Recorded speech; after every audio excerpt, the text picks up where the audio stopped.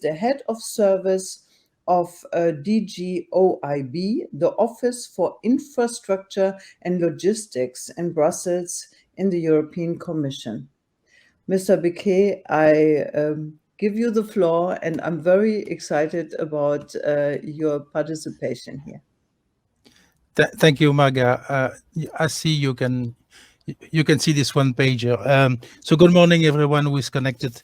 The European Commission has indeed launched at the very beginning of the mandate of our President Ursula von der Leyen a Green Deal program for the entire Union, and it is of course very natural that the administration of the European Commission applies it to itself.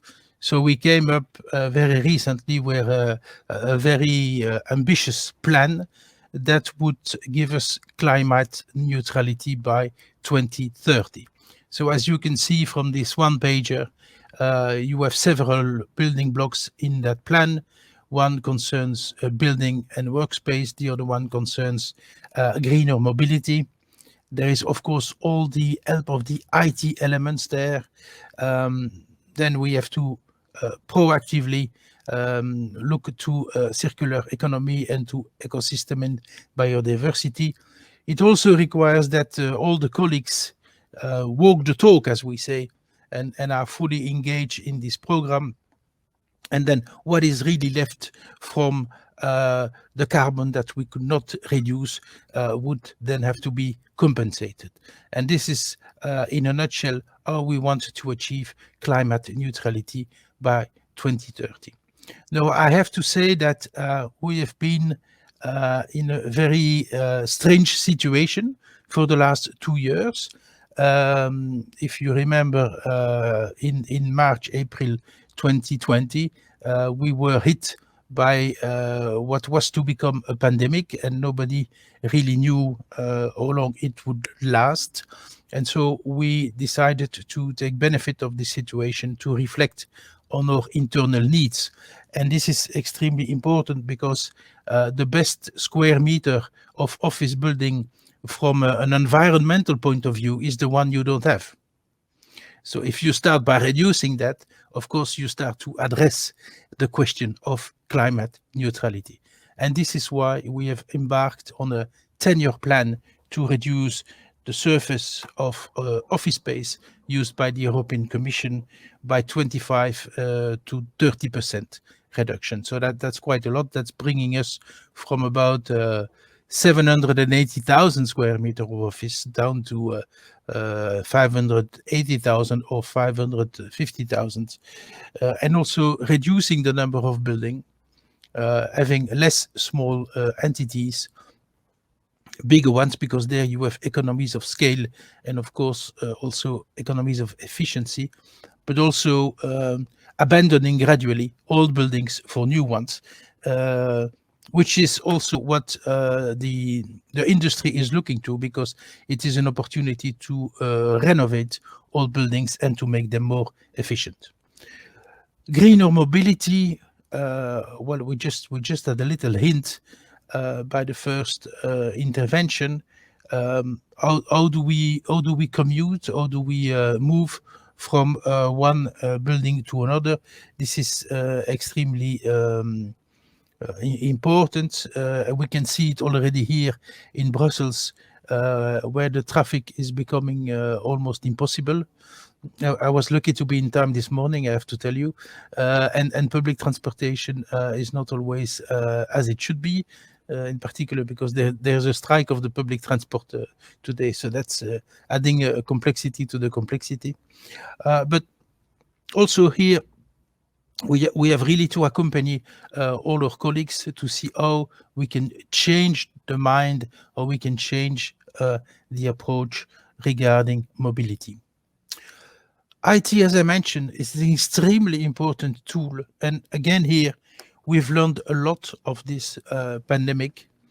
I can tell you, and it sounds almost like a joke, but I've been hearing about a paperless institution for 15 years. And in April 2020, we did it in 3 days. We send everyone home. You will telework. Everyone will telework. We close everything. Forget the paper. There's no more paper, and that's it. Uh, and this has, of course, an enormous impact on our new ways of working, and this is extremely important. But to achieve that, you must have an extremely strong and robust IT system. So everyone must have a laptop. This might sound very banal for you, but it's not the case in all member states and in all public administration. You must have a very good data center. And as you know, data center, they produce heat. So how do you manage to use this heat of the data centers in a clever and climate friendly way? On the mobility, there is another element next to commuting that I did not yet mention, and this is the traveling, the business travel. The European Commission was used for many, many years to have a lot of people traveling for business, to conferences, to meetings at high level, political level, administrative level, and so on. Again, here the crisis has learned us how to use teleconferencing as we are doing today. We use IT to be together and to exchange. And so this is also something which will be part of our new ways of working. Circular economy, this is something that we are gradually implementing in every call for tender for equipment, how to deal that, how to make sure that all the furniture that we are buying, all the computer screens that we are buying could be recycled and so on. We are also looking for the ecosystem and biodiversity, how to make greener the roof of the building we are occupying, how to put, of course, solar panel, as you could imagine, and so on. So this is extremely important. Also to use any inner courtyard to put some plants, some trees, some grass, and to in that way participate to a better climate by creating little islands of biodiversity and carbon sequestration, if at all possible. And then what is left, of course, is the carbon removal. This is what you cannot manage anymore, but this should be really, really the last option to use. And you must go and scratch every little percent by using the other ways and means. By doing all that, as I mentioned, we hope to be climate neutral by 2030. We are also in contact with other administrations, being national or European or international, to see how exchange best practice. Recently, we were talking to the food program of the United Nations, which is based in Rome. We are really talking to each other to make sure that we do not left any stone unturned, as we say. And this change of way of working is extremely important. Just to give you an example, I don't have an individual office anymore, because most of the time I'm in meetings, so there are no walls here around me. That's extremely important. You can save a lot of square meter by doing so. We are gradually shifting to a way of working where people don't have an individual desk anymore. So we use sort of flex desk or dynamic office, and we are now implementing a standard of 7 desks for 10 people, which is still a generous number, because some administration go down to 6 desks for 10 people, and the United Nations in Rome, they are down to 4 desks for 10 people. And this is because in this after pandemic, in this new way of working, there is still a strong appetite for people to telework. We see now in the European Commission that we are at about 2 days of telework per week, which is interesting.